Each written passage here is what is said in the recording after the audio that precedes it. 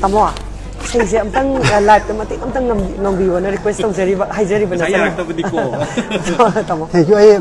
ahan bada ai isaje ai kanano ya simtang ai mamang haijage ai isa makti ai ya school kendra dagi natte atopa kendra dagi ni tang lapa khungam ka dagi ni khundra khom kendra dagi ni aise ai le famse yumnam khunau dagi ne ba ado ai si ai ne am dedicate tawning base ai di isan hai tare ko isan si yamna respect tawjau no tunga ai madam haina kaujage aduga ai gi aina ma ba usijaba pamjaba se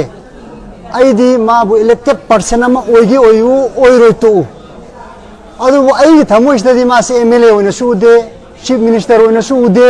ai gi thamoi sidadi ma se prime minister ne ai gi thamoi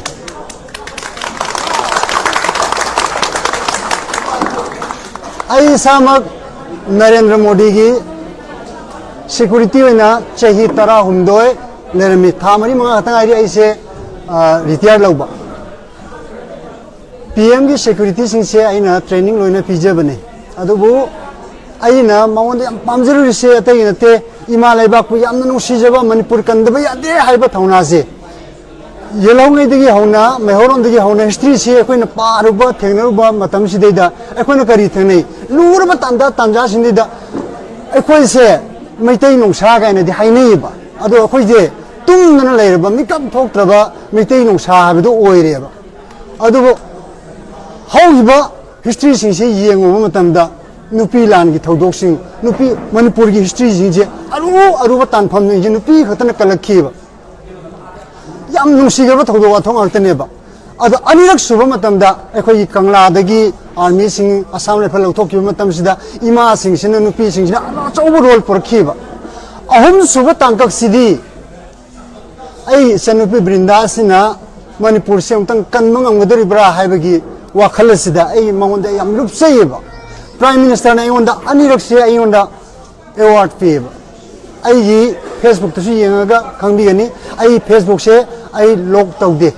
open ne kanagum na ta sang yeng su yana ba hen ai di secrecy mu thamde ai facebook sida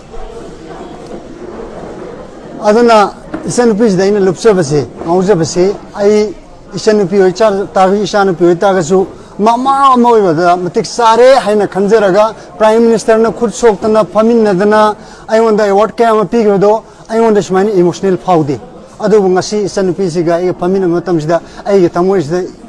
adu ki matik emotional oi prime minister du dagi ai isanupi sina ai ge tamoi de hana lumna khanje aduga aina hai ahing je tumba yadi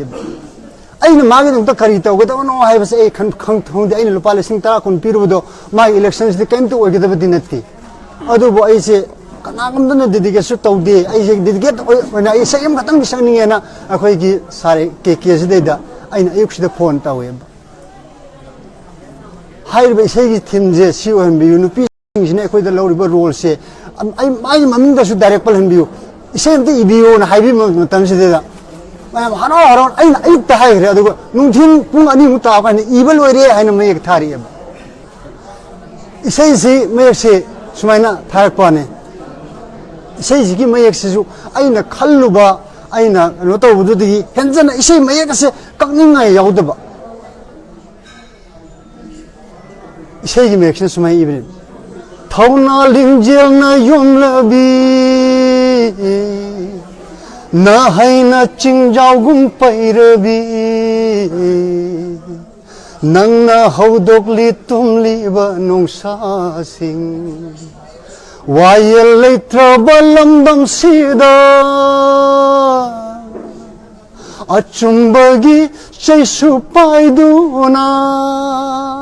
asmaina sayowe aga isan brindagi matik magul sidi aina saithabada su loigedaba natte aduga aina ngasai hajiriba prime minister security oina lejermi SP de lemina haibse masi yamna secrecy report ni adu ai ngasi openly ai media ki thongda ai openly aina ai proudly ai haibang amjarisi aduga leg tawbadabu ai gi adu security gi adu secrecy me andudi ai karam ta su phongdu adu openly support tawjaba ai gi thamoi de gi ngasi ꯑꯩꯅ ꯅꯣꯡꯃ ꯈꯛꯇꯪ ꯈꯟꯖꯩꯕ ꯈꯟꯖꯕꯁꯦ ꯑꯩ ꯌꯥꯝ ꯆꯤꯜꯂꯝꯒꯅꯤ ꯊꯕꯛꯁꯦ ꯑꯗꯨꯕꯨ minute ꯑꯃ ꯐꯥꯗꯅ ꯑꯩ ꯃꯥꯒꯤ ꯃꯐꯝꯗ ꯑꯩꯒꯤ ꯊꯃꯣꯏꯁꯤꯗꯗꯤ ꯅꯪꯁꯦ ꯏꯕꯨꯡꯒꯤ ꯃꯐꯝꯁꯤꯗꯗꯤ ꯅꯪꯁꯦ ꯄ꯭ꯔꯥꯏꯝ ꯃꯤꯅꯤꯁꯇꯔꯅꯤꯀꯣꯅ ꯍꯥꯏꯒꯦ ꯍꯥꯏꯕ ꯋꯥꯍꯩꯁꯦ ꯑꯩ ꯉꯁꯤ ꯍꯥꯏꯕ ꯐꯪꯖꯕꯁꯦ ꯑꯩ ꯄꯣꯛꯄꯒꯤ ꯃꯍꯩ ꯌꯥꯜꯂꯦꯅ ꯈꯟꯖꯩ